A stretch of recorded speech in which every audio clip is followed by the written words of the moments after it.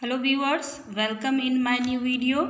इस वीडियो में आप लोग बिहार बोर्ड के 12th से 100 मार्क्स के जो इंग्लिश होता है उसका 3rd चैप्टर का ऑब्जेक्टिव देखिएगा। चैप्टर का नाम है अ पिंच ऑफ स्नफ, जिसका अर्थ होता है एक चुटकी नस्वार।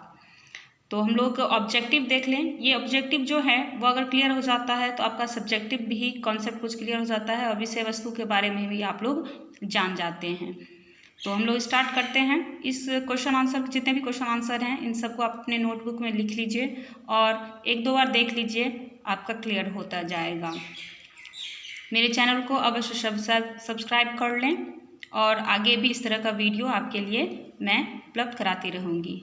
चलिए हम लोग स्टार्ट करें। नंबर 1 है a pinch of snuff is written by. ये ए पिंच ऑफ स्नफ किसके द्वारा लिखा गया? तो इसके राइटर हैं मनोहर मालगोनकर। सेकंड है मनोहर मालगोनकर वॉज बॉर्न इन, कब उनका जन्म हुआ? तो 1913 में। तीसरा है he is well known for, वह किस लिए जाने जाते थे? तो वो किस लिए जाने जाते हैं? तो वो एक नॉवलिस्ट हैं और शॉर्ट स्टोरी राइटर हैं, इस रूप में उनको जाना जाता था। नेक्स्ट क्वेश्चन है distant drum the princess a bend in the Ganga and Bombay where are return bye.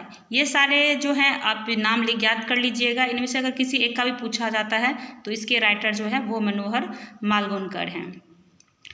Nanu Kaka has to meet a minister in the. Nanu Kaka कहाँ मिनिस्टर से मिलना चाहते थे, कहाँ मिलते? तो वो जगह है north block. A pinch of snuff has taken from, ये कहाँ से लिया गया है? तो contemporary Indian short stories in English.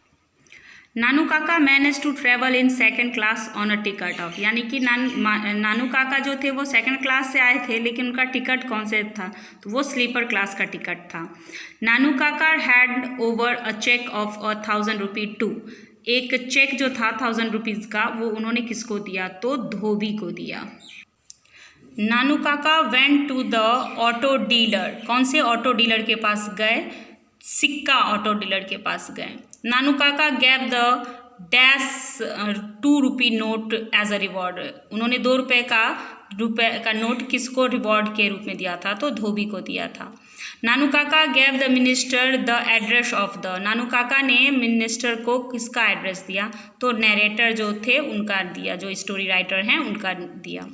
The portfolio of the minister is, जो मंत्री थे उनका कौन सा क्षेत्र था? तो वेलफेयर था।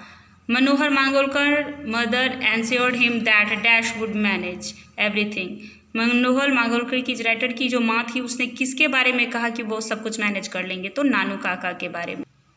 देर is nothing like honesty was said by, ये there is nothing like honesty ये किनके द्वारा कहा गया? तो नानू काका के द्वारा। Ratiram was the son of, Ratiram किसके बेटे थे? तो सोहनलाल रतिराम, जो कि बॉस थे दिल्ली के पार्टी के। Nanu Kaka was to stay for dash day, Nanu Kaka कितने दिन रहने के लिए आए थे? तो 2 या 3, 2 और 3। नानू काका Tide a huge dash turban round his head, वो अपने सर के पास कैसा बांध के रखते थे टर्बन? तो ऑरेंज कलर का। Nanu Kaka was the dash of Manohar Malgonkar mother, Nanu Kaka लेखक के माँ के कौन थे? तो भाई थे। नानू काका वॉज द नैरेटर्स, नानू काका नैरेटर के कौन हुए? तो मैटरनल अंकल हुए, मामा हुए। Dash is the main character of a pinch of snuff, a pinch of snuff के मेन कैरेक्टर कौन है? तो नानू काका हैं। Nanu Kaka had a unique qualities of telling, Nanu Kaka का कौन सा यूनिक क्वालिटी था? तो वो झूठ बोलने में, लाइज टेलिंग, लाइज में वो जो थे यूनिक क्वालिटी के थे। Dash was coming to visit the narrator's family, कौन आने वाले थे विजिटर नैरेटर के फैमिली में? तो Nanu Kaka. Who is coming to Delhi to see the minister, कौन दिल्ली आ रहे थे मिनिस्टर से मिलने के लिए? तो नानू काका।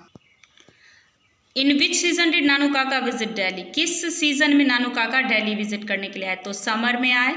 अ pinch of snuff is a dash story, वह यह एक कैसा कहानी है? पिंच ऑफ स्टोरी, ये कॉमिक है और एडवेंचरस, इसमें जो है हास्य है और इसमें आपको एडवेंचर भी मिलेगा। The writer of a pinch of snuff was a और एन डैश ऑन प्रोविजन, वो किस पद पे थे? ये जो राइटर हैं वो किस पद पे थे? तो वो अंडर सेक्रेटरी थे। नानू काका बिलोंग्स टू डैश। नानू काका कहाँ से बिलोंग करते थे? तो महाराष्ट्र से बिलोंग करते थे। Nanu Kaka brought with him dash a kitten. Nanu Kaka क्या लाए थे? तो एक बिल्ली का बच्चा लाए थे। वीडियो 5 मिनट 6 मिनट का जो है आपके लिए बहुत उपयोगी है, जो कि आपके फर्दर एग्ज़ाम्स के लिए और आगे की जानकारी के लिए भी बहुत उपयोगी होगा। सिर्फ एग्ज़ाम्स के पर्पज़ से ना पढ़ें, अपने ज्ञान को बढ़ाने के लिए भी पढ़ें और ऑब्जेक्टिव एक एक करके क्लियर करते जाएं। 1-2 बार पढ़ने से आपका ऑब्जेक्टिव क्लियर हो जाएगा और डायरेक्ट अटैम्प्ट मैंने किया हुआ है, जिससे कि क्वेश्चन में कहीं भी आपको डाउट ना रहे और डायरेक्ट आप उसका आंसर दें। आगे के भी चैप्टर्स के ऑब्जेक्टिव, सब्जेक्टिव और समरी वगैरह भी मैं दे दूँगी आप लोगों के सहयोग के लिए। बस आप लोग मेरे चैनल को सब्सक्राइब करें, लाइक करें और वीडियो कैसा बना आपके लिए ज़रूर उपयोगी होगा। Thank you.